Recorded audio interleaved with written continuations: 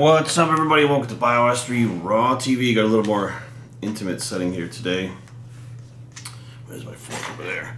So I'll eat I don't like to call it breakfast, I just have meal one. I don't really have breakfast. Talk to you guys about something that not a lot of people talk about because I don't think they understand it in the fitness industry per se. And I don't think a lot of coaches and stuff understand it either. And that is the way your body adapts to stress in general, and your stress reserves, or your adaptive reserves. And Mike Mentzer was the first one I first heard of this. It's got to be about 1990, maybe 92, 91 when I first started reading the stuff from Mike Mentzer. And he explained basically how like muscle growth is an adaptation, but there are other stresses on your body, and muscle growth is a response to a stress, which is the weightlifting itself, that causes the response to then cause the stimulus for the growth. But that adaptive response is due to stress on the body from the weight training.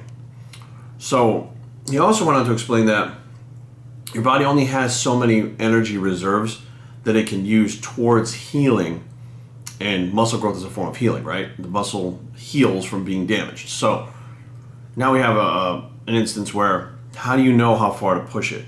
Okay, so for instance, a good example of how to explain this would be if you get an injury, okay, like when I tore my pec, right? When I tore my pec, it was a major injury. And my body, you could feel your body want to shut down. Like your body, like you wanted to go to sleep a lot, like you were tired.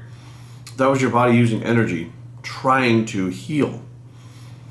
Same thing happens when I get big tattoos or tattoos that put me in a lot of pain, like my sleeves, my chest. Those are big tattoos and they take up a lot of space and they cause a lot of pain, but there is technically a lot of trauma to the skin all at once. So when I come home from getting a tattoo, I get very tired and I go to sleep for it's a good clip. Like I might be asleep for like 12 hours. You know, that's extreme. I mean, when I had my sleeve done, that's where I went. But I could go to sleep 4 or 5 hours just because I'm tired from getting the tattoo done. It's not a crash from the endorphins, which some people say, oh, then you come down from the endorphins. No, I came down from the endorphins, but hours after that, when the pain is really kind of kicking in, the body's trying to heal, you start to get tired. So while your body's trying to heal injuries or tattoos, or, you know, it's crazy because just the stress from someone's job can do the same thing. So a perfect example of that is my wife and the stress that comes with her job. So for those of you that don't know, she's a CVR nurse. What that means is she's a cardiovascular operating room nurse, registered nurse, first assistant. So she's in surgery with the surgeons doing heart surgery. And she actually does heart transplants, and they do lung transplants. Like the stress of that job to where you might wind up at work for, if she's on call and gets called in, maybe 36 hours straight with maybe 1 or 2 breaks, and that's within that time frame. Like they're working nonstop because as one thing happens, another thing happens. They have to be on the next case. Emergencies happen, so they may go from one case to an emergency, and there's nonstop stress. Well, when she was prepping for her contest, her body wouldn't respond the way that someone who wasn't in that type of stressful situation would respond, because her body only had so many energy reserves. She had to push so much harder, and we had to adapt things a lot differently due to the fact that her body was in a constant state of adaptation with the stress that it normally gets outside of what she was trying to do with the competition. So be aware that there are things that, you know, in the fitness industry, everyone wants to make these absolutes, right? They want to be like, well, just do this and this happens. Count your macros, count your calories, blah, blah. They try to make it so simple, and then what happens is it doesn't always work out that way, right? As an online coach myself, things pop up every day inside people's programs, the way their bodies are responding, that have nothing to do with the actual program and training. But their bodies won't respond to training in diet if there's these other stressors coming in. Like for instance, I had one client that had a newborn baby in the house, and he was extremely fucking stressed out about it. Well, it was like his body, no matter what he did, we couldn't get him to consume enough calories because he was so stressed out. His body was burning through calories at an accelerated rate. Like nothing would stick. Like we had to sit down and go, okay, we need to really figure out if this stress is causing your body to constantly be trying to adapt and heal from, at this point, it's the central nervous system. It's not even the muscular system, because what's happening is as your stress levels go up and it starts to zap those energy systems, your central nervous system takes a hit. And when that happens, now you have a drop in immune system. You have those overtraining symptoms. Even if you're not even in the gym training, you can have overtraining symptoms just from the central nervous system not adapting or not healing properly or not healing fully before you're going back in the gym.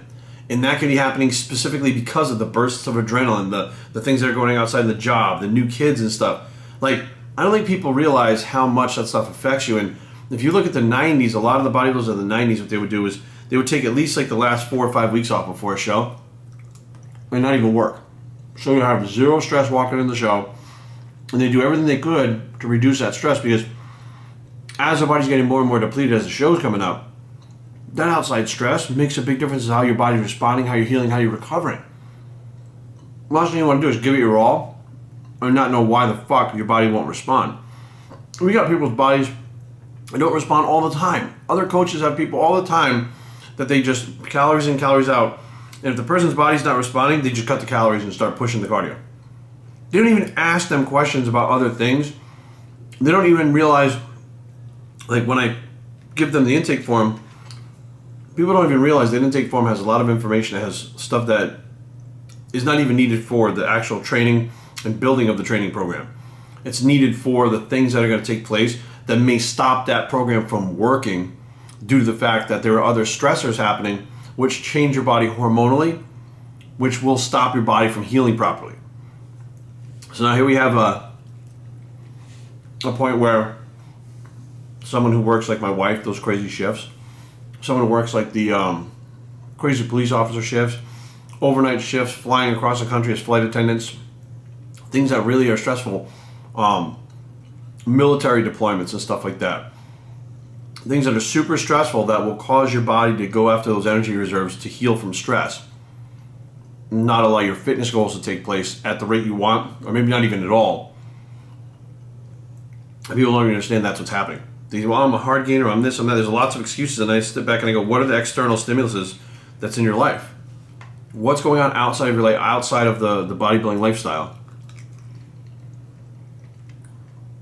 that may be interfering? Some people don't think about it. They don't think about a job. They don't think about having a brand new baby. Even something as fun and enjoyable as getting a puppy, having to train the puppy, chasing it around, picking up the pee-pee and the poo-poo off the floor. Like, that stuff when you're not getting enough sleep because the dog gets up in the middle of the night, pisses in the middle of the bed, or pisses in their crate. Like, that stuff is still stressful because the next day it rolls over into you not getting enough sleep, going into work. That stress of not feeling right makes you not really be able to do your job properly.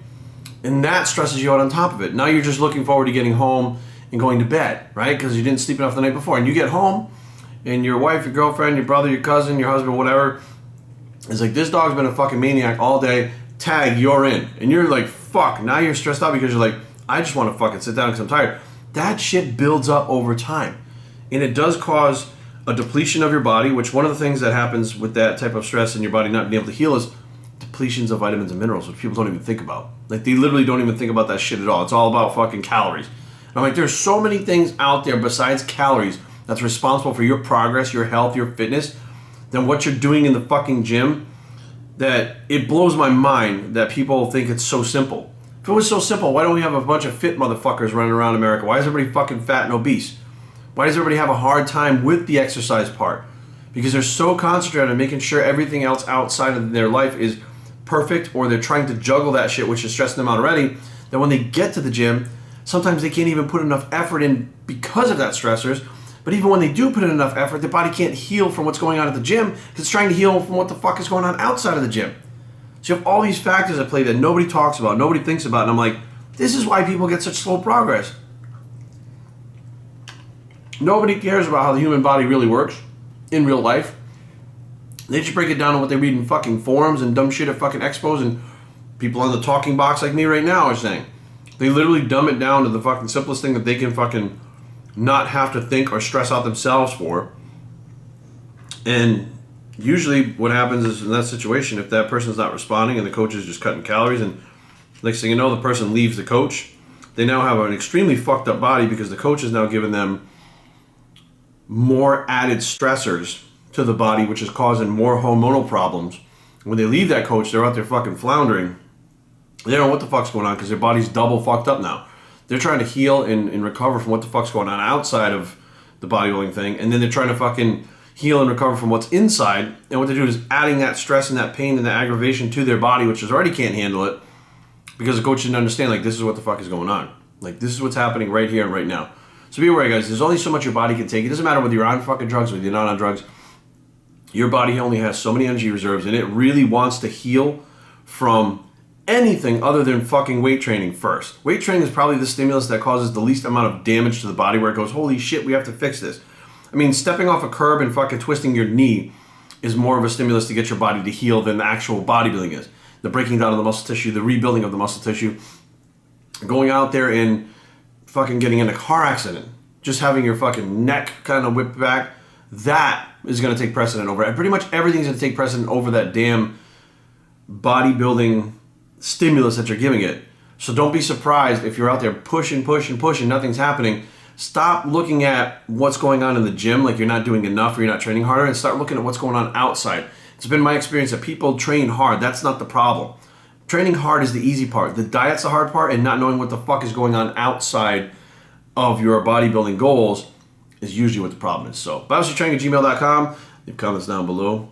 But don't fight. BioStrength.com is a blog. It's the meal one is always the Nutrition Solution Pancake. Bicep. And we are out.